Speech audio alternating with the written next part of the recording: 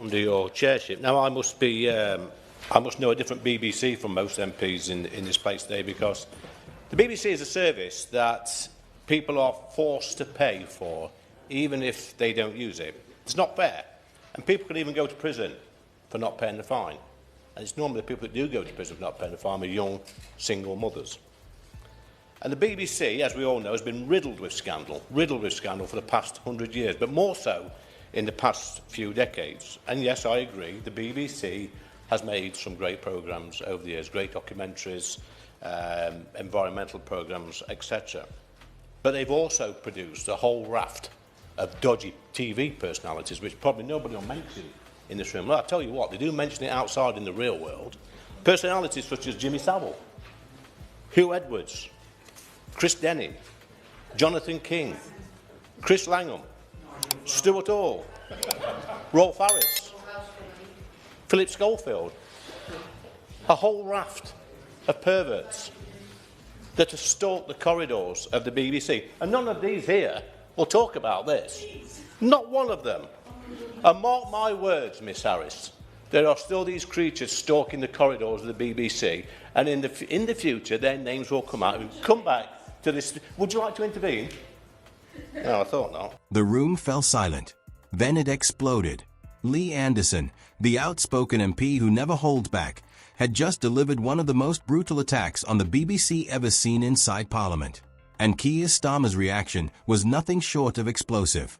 What began as a routine debate about the TV license quickly turned into a full-scale exposure of decades of BBC scandals, cover-ups, and controversies that the establishment has worked hard to keep out of sight. Anderson did not just criticize the BBC. He tore into its foundations, naming names, pointing to past cases, and asking the question millions of people across Britain have been asking for years. Why are we still being forced to pay for this? The tension in the chamber was impossible to miss. As Anderson moved from one point to the next, laying it out clearly and relentlessly, discomfort spread across the Labour benches like wildfire. Faces tightened. Bodies shifted. This was not just another heated exchange or party-political argument. It felt like a reckoning, a moment where issues long brushed aside were dragged into the open. Before we go further into what followed, take a second to hit that subscribe button. Over 98% of people watch our content without subscribing, and it costs absolutely nothing. It takes 2 seconds, helps us massively, and keeps you in the loop on the political stories the mainstream media would rather ignore. Already subscribed? Brilliant. Absolute legend. Back to Anderson's takedown. He accused the BBC of losing all moral authority, arguing that an organization funded by compulsory payments should be held to the highest standards, not protected from scrutiny. He pointed to past failures, serious allegations, and cases where accountability, in his view, never truly arrived. The core of his argument was simple and hard-hitting. A public broadcaster that demands money by law must earn public trust, and once that trust is broken, people have a right to ask why the payments continue. As Anderson spoke, the atmosphere grew heavier. This was not a carefully worded critique. It was blunt, direct, and aimed straight at the heart of an institution many politicians still treat as untouchable. The anger was not just rhetorical. It reflected a wider frustration felt by viewers who believe the BBC no longer represents them, yet still sends the bill. Keir Starmer's response only added fuel to the fire. His visible anger in the chamber showed just how sensitive the issue has become. For Anderson, this was about fairness and freedom of choice. For others, it exposed how deeply protected the BBC remains within the political system. One thing was clear by the end of it. This debate was no longer just about a license fee. It was about trust, power, and whether a public institution can keep demanding loyalty when so many believe it has lost its way. Let us know what you think in the comments below. Do you still believe the license fee makes sense, or is it time for a serious rethink? Look at what they've done.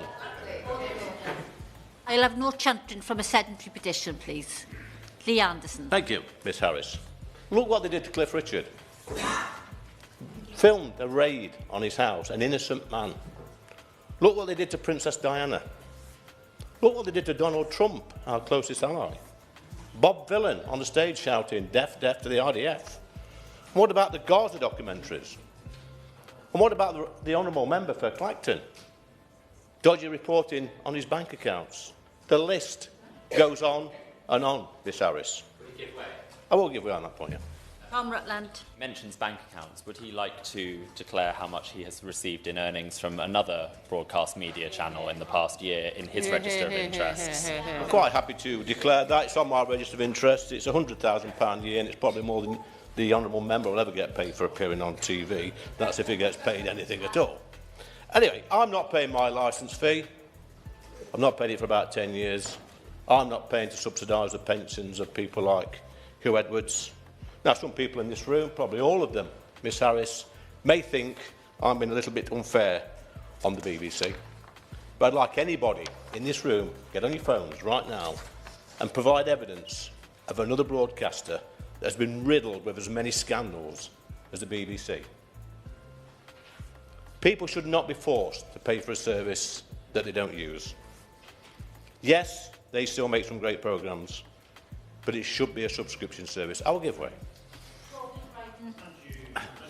Can I ask the Speaker if he watches the BBC or listens to the BBC at all? Because he's then obliged to pay his licence. Yeah, I don't listen to the BBC at all. I don't watch live TV. I don't get enough time as a Member of Parliament and as a TV presenter, so all my time seems to be taken up besides. But I'll finish with this. I hope the Minister will agree with me and the vast majority of the British public that people should have a choice.